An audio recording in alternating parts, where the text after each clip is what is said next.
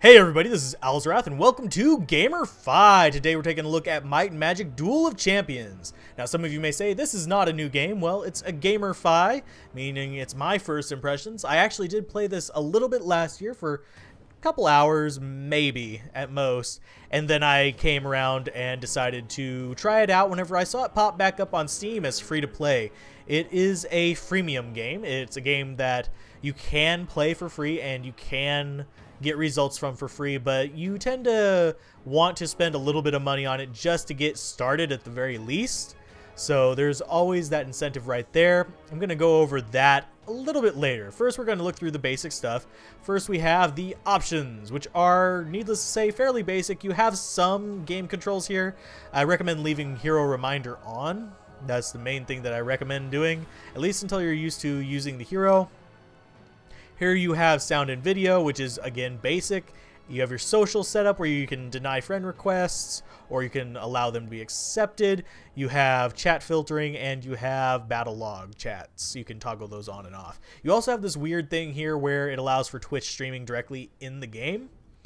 I haven't tried it out. I don't know how well it works. It might be worth checking out if you're interested in streaming this game.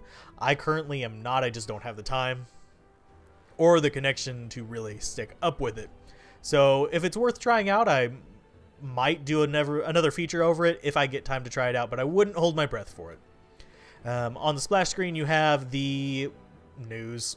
Yay, they released a third expansion with 150 new cards, blah, blah, blah. You have your help menus, which is going to just pop up this little help thing. I'm not real interested in it. You have your notifications. You have your friends list, which mine is empty because I don't play it. And you have chat rooms, blah, blah, blah. The chat rooms pop up whenever you enter into games. You have a list of things here. You have basically how to build a deck. The requirements are 1 hero, 8 events, and 50 other cards. There's some alignments and stuff like that that you will need to take into account when building your deck as well. All that information can be found here. So we're not going to go over too much detail of that in the actual first impressions. You have leaderboards. If we click up here, blah, blah, blah, that's kind of expected. You have different kinds of leaderboards, by the way. You have skill, jackpot, and Swiss. I'm not going to really show those off too long because, well, yeah, there's people that are waiting to get information about the actual game. Here we have our deck kind of construction area, our card list, if you will. Here we have the pre-constructed deck I bought for gold. We'll show off the store in a little bit using the seals currency. We'll try and buy like a booster or something just to show you how that works. In this section, we have the list of the cards already in our deck. As you can see, 8 events are required, 1 hero is required, and the alignment of your hero kind of influences the shape and style of your deck.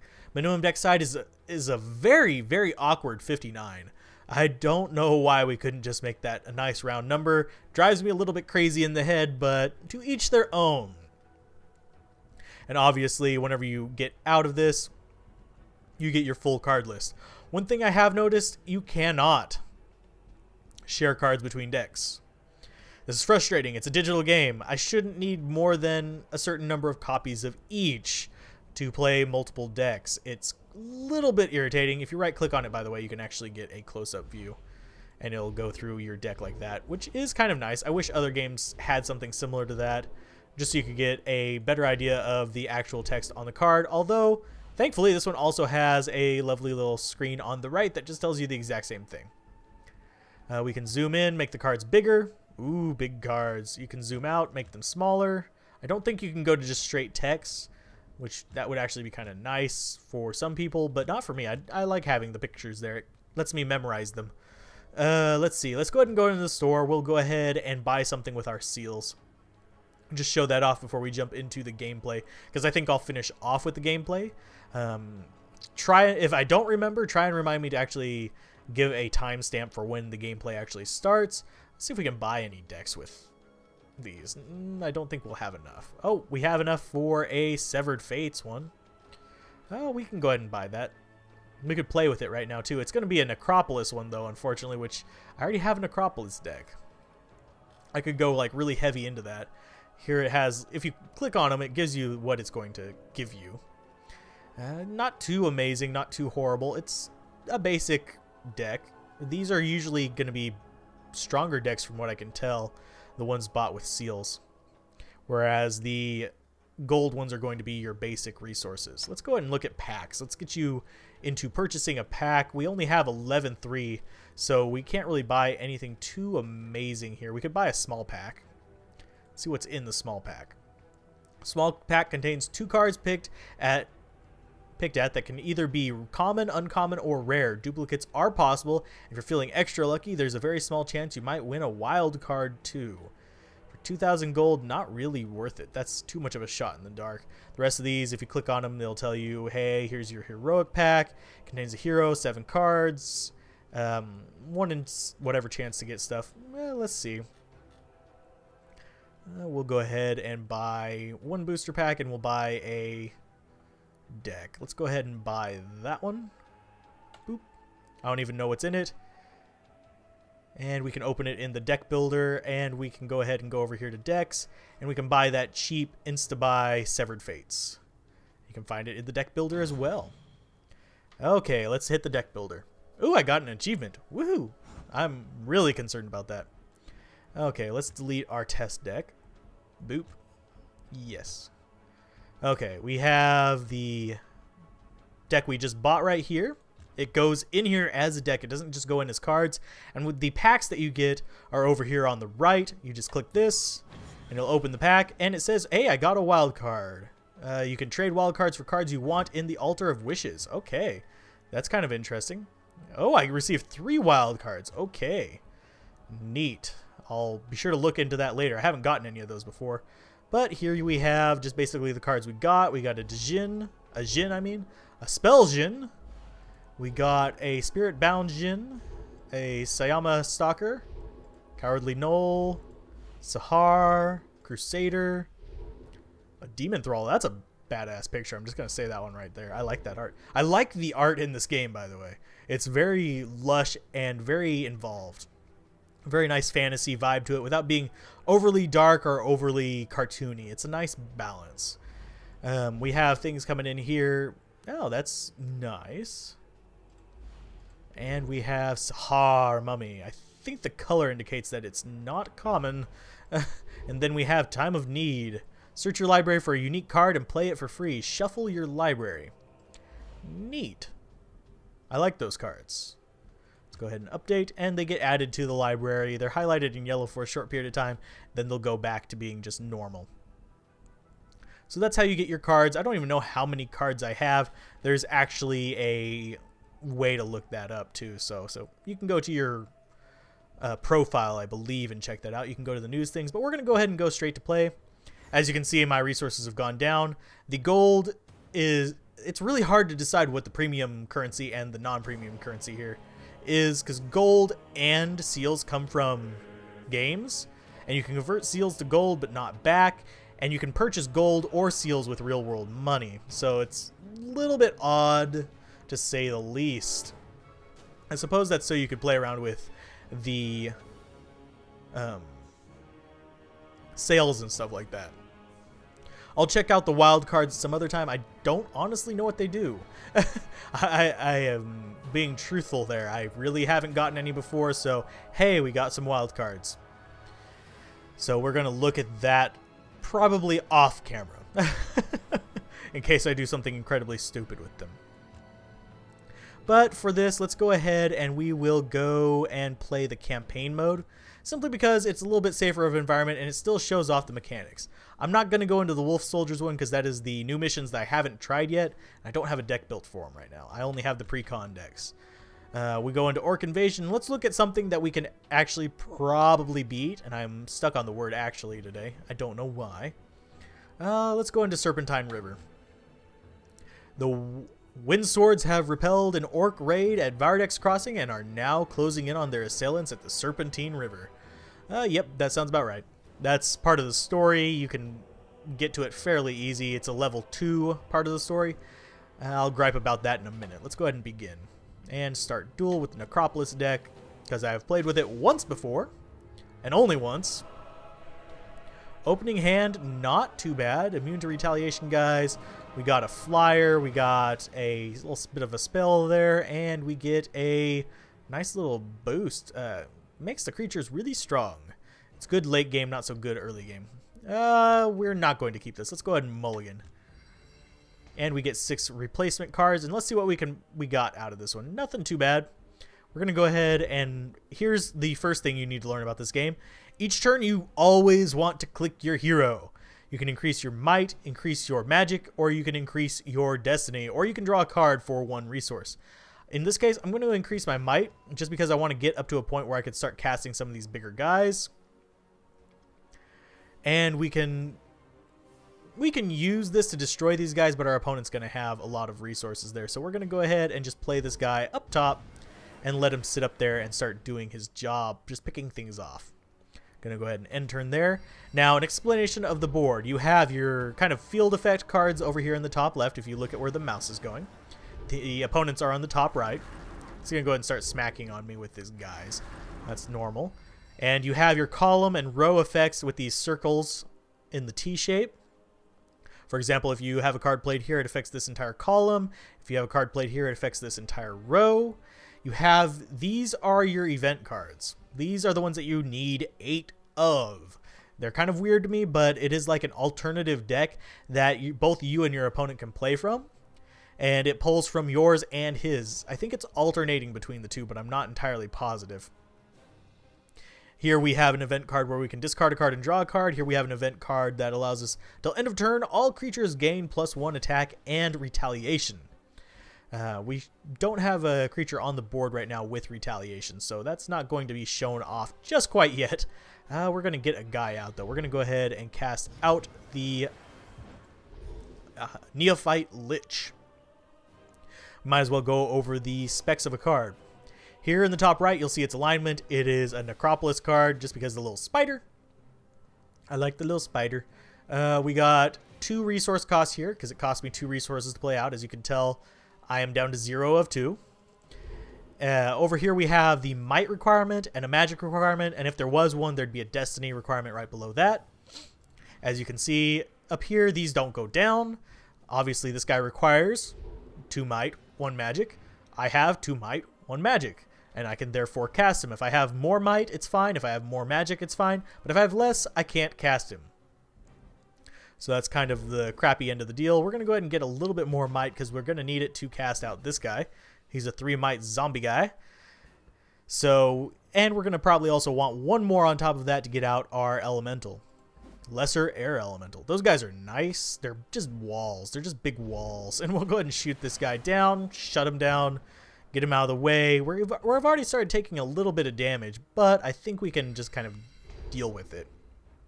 As you can see, our opponent's all his moves are going through, as well as the cards he's highlighting and playing, and we get to see the entire action. And down here in the bottom right, you can actually see what's going on as well.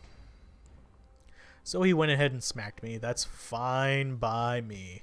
We got more options. We got a Wretched Ghoul, which is a cheap guy and is actually semi-effective. Let's go ahead and let's see what else options we have. We could play that and get rid of this flyer guy. Yeah, let's take a card from our hand. Let's go ahead and put the magic flyer on top of our deck. And we'll destroy that guy. Bleh. Dead he is. We'll go ahead and smack him for 1 and take out this little ranged guy down there. We have options now. We have 2 resources to play with. I think we want to get out our little ghost here. It's got abilities. Whenever you look at it here, down here in the bottom section, it says incorporeal. Damage dealt to this creature by non-magic sources is halved, rounded down. Basically, it can survive longer than you'd think just by its stats. And it's a cheap guy. And here you can see its different stats, by the way, which I forgot to mention earlier. The top number is its attack. Whenever you're attacking with it on your turn, that's the damage it does. Whenever an enemy unit attacks it and this unit survives, it'll deal the second number's damage back. And the bottom number is its life. Life is constant. Basically, if it's dealt damage, that damage is dealt forever. Let's go ahead and get might up 1 more. We know we're going to draw a 4 might guy this next turn. And he's got 1 guy on the field. He's going to go ahead and cast another Harpy. That's lovely of him. So beautiful. We're going to cast this guy out right in front. Just piss him off. We could drop that on some things, but we don't really want to. We do want to start increasing our magic stat, though, because I do know this deck will use it. We're going to go ahead and pop him for 1, and we'll go ahead and attack the hero for 2. End turn. We'll just take the damage from this one little guy right here. It's not like he's really doing much to us. He's just going to be playing out other guys. This guy's going to hurt. I'm just going to say that right now. Ooh, and we have a ongoing fortune effect. If we pop this up, until end of turn, we didn't get to take a look at it. There we go. Until end of turn, melee and flyer creatures can attack creatures in the back line. As you can see, you can dig through your opponent's graveyard. Just take a look at it there.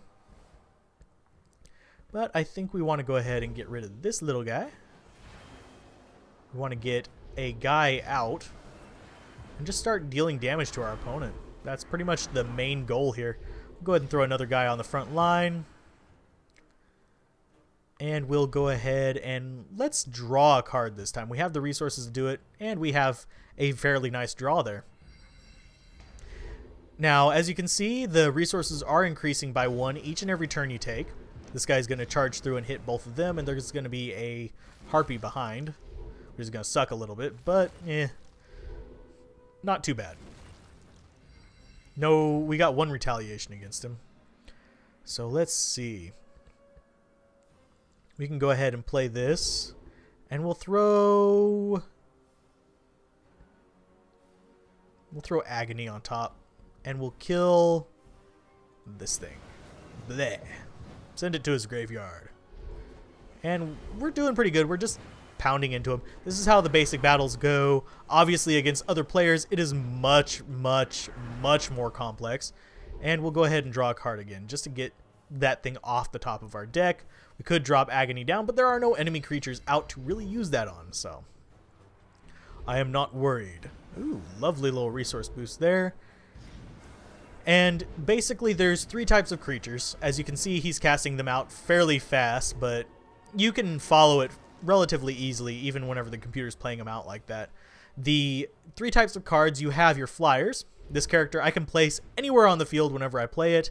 The Plague Zombie is a melee, meaning it can only be placed in this front row, and the shooters are ranged only, meaning they can only be placed in the back row. And this really does have a significant effect on how they play. And I think I need more magic for that. Yeah, I need 1 more magic point, so let's go ahead and increase our magic a little bit, and we'll get that guy dead relatively easily. And we will go ahead and we'll just keep going after him. Bang, bang, bang. Dead he is. And we'll go ahead and just smack that guy for 2. He's going to kill this air elemental, but I'm not too worried about it. I have enough damage on board that I don't really have to stress about what our opponent is going to do. 2 resources left. We can't really use either of these abilities yet. I wish I could have shown them off in this match, but there's something that I always forget to use. They're just kind of out of the way down there. I wish they were like up top or something, or a little more prominent like your hero, possibly even placed underneath your heroes or something. Would have been nice. He's gonna go ahead and start killing things. Ew, that was nasty. That was actually quite nasty. Let's see what the requirement is for that. Ooh, that's 4. I could kill him right now. So we're going to go ahead and increase the magic. Let's go ahead and drop these both on that guy. This is one of these examples of why you need interrupts in games. Because, well, this guy just became an 8 damage creature, and I'm going to kill him with 1 shot.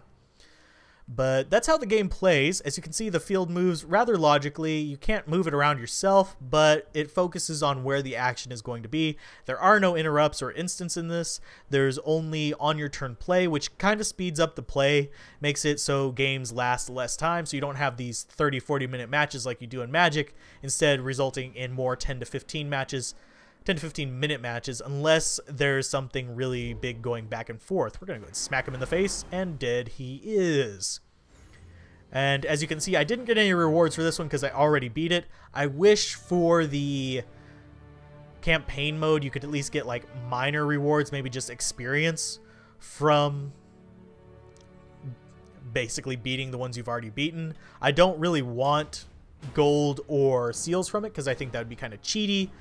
Although I wish there was a way to farm them. It would be really, really nice. Let's see. We have a few stats here. Nothing really useful for how you play the game. Skill rating says 0 because it is a AI match.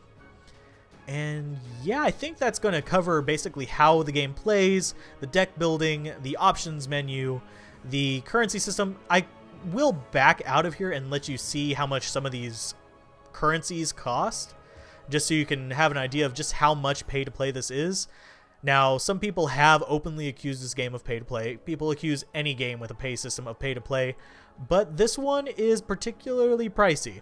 I'm going to go ahead and give you a look here. You remember the prices of the decks and stuff, or I can go back and show it to you, but 250 seals are $5. You have 25,000 gold for, again, $5. And you can convert seals to gold for 150 seals to 15,000 gold. Obviously, yeah, a little bit pricey, especially whenever you consider that the packs, yeah, they range from about 175 and up. So you're going to get about 2 packs for, actually even less than that. See, how much was it? 250 seals for $5. Back to shop. You can get a pack and a half for $5. That's almost expensive as Magic the Gathering. Here you have the decks, 1,100, 1,500, 1,100 again. You have gold costs out the roof. It's very much resource intensive, whether you're going the grind route or the buy it route. All the cards are the same regardless of whether you purchased them or got them from gold, though, so I cannot say this is pay to win, even though it very much promotes paying to get the cards you want. All the cards will be the same whether you get them through gold or through seals. But as far as my opinion on the game, it's a fun game. If you enjoy the game, it won't be a chore to actually get the gold and seals up to buy the decks and cards that you want. And I think this wild card system helps out a little bit. I have a feeling that you can exchange your cards for specific cards through there. I haven't clicked on it. I'm kind of hesitant to on video because it would be a little bit awkward to try to explain it without knowing anything about it. Let's go ahead and take a look. Welcome to the Altar of Wishes. Choose the card you want and place it on the altar. Cards are valued by their rarity and series. If you can pay the wild card cost, your wish will be granted. Let's see. Some of these are really expensive, as can be told by the red. So I guess you need more wild cards to actually get them. But I suppose that's a way of doing it. As you're earning your cards through grinding, you could actually trade them out for... Let's see what the... Oh, the Infernal Pit allows you to sacrifice stuff. I'm willing to bet. I'm not so sure on that one, though. We will find out later if I do some further coverage of this. If you enjoyed this, be sure to like, comment, and subscribe, and I will do more GamerFis in the future. I'm trying to get this to become a more regular series, so be sure to like, comment, and subscribe so I have more support for doing this and can get more games on preview rather than just review status. But yeah, keep gaming, have fun, peace out. This has been Alzorath, and I hope you enjoyed this episode of GamerFi. I will see you guys next time. Bye.